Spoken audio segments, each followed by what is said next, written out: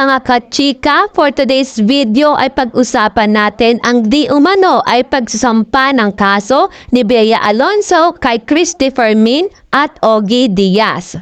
Matatandaan na maraming mga issue na lumabas sa social media ang tungkol kana Bea Alonzo and Dominic Roque. At kahit nga maraming issue ang lumabas sa social media ay natuloy pa rin naman ang kasalang Bea and Dominic Roque. At ang kaso nga na isinampa ni Bea ay ang cyber libel. Hindi lang kay Christopher Min at Ogie Diaz, pati sa mga kasamahan nila dahil sa mga malisosyo at mapanirang impormasyon sa kani-kanilang online show. At ang tanong, mabigat na kaso ba ang cyber libel? May kulong po ba dito? At ang sagot ni Attorney Gabby Concepcion ay yes, may kulong po ang cyber libel. Mas mabigat na kaso ang cyber libel kesa sa ordinaryong libel o kaso ng oral defamation o intriguing against honor. At lahat daw ng yan ay isang krimen. Ang pagkakalat ng chismis gamit ang dyaryo, radyo o TV ay isang krimen, pero iba ang paninira ng tao through chismis kung ito ay ginawa sa pamamagitan ng internet dahil forever na yan sa internet unless i-take down ng publisher o ng platform. Dahil kapag ang chismis ay ginawa sa pamamagitan ng dyaryo, radyo at TV, ay makalipas lang ang isang araw or pagkatapos ng balita ay malilimutan din agad ng mga tao. Pero ang chismis na ginamit ang internet ay maaari itong paulit-ulitin ng mga taong panoorin. Kaya ang cyber libel ay mas mabigat ang parusa, it is high by 1 degree in terms of kulong.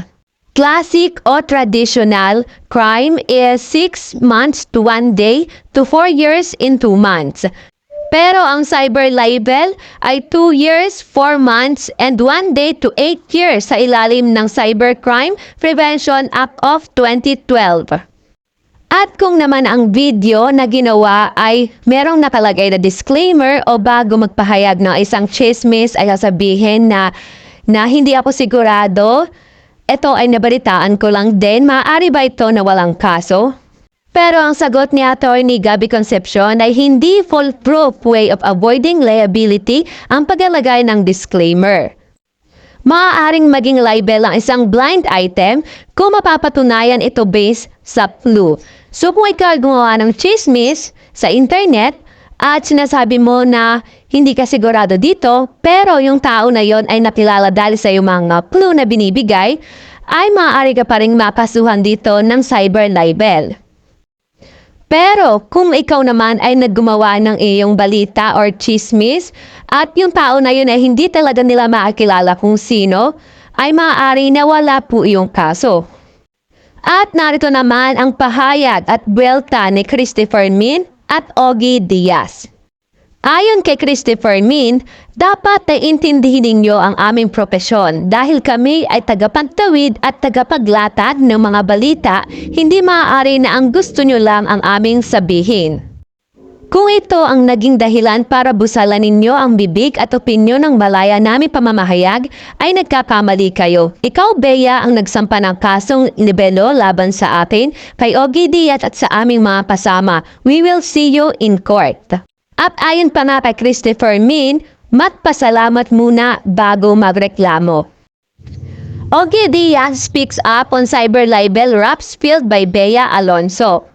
Ayon naman kay Ogie Diaz, ang kanilang pinapahayag na balita ay ayon lamang sa mga source na nagsasabi sa kanila at hindi nila alam kung totoo ba o hindi ang mga ito. Pero sila ay bumabase lang kung ano yung binabalita sa kanila ng kanilang mga source. At ayon pa kay Attorney Gabby Concepcion ay iba ang standard ng kasong libel sa mga public official o public figure. Ang public official, ito yung mga opisyales or mga individual na tao. At ang public figure naman, ito yung mga celebrities na kilalang kilala sa internet. So ayan mga kachika, anong masasabi nyo tungkol dito? Comment down, share nyo kung sang-ayon ba kayo or talaga na kailangang mapasuhan itong si Ogie and Christopher Min.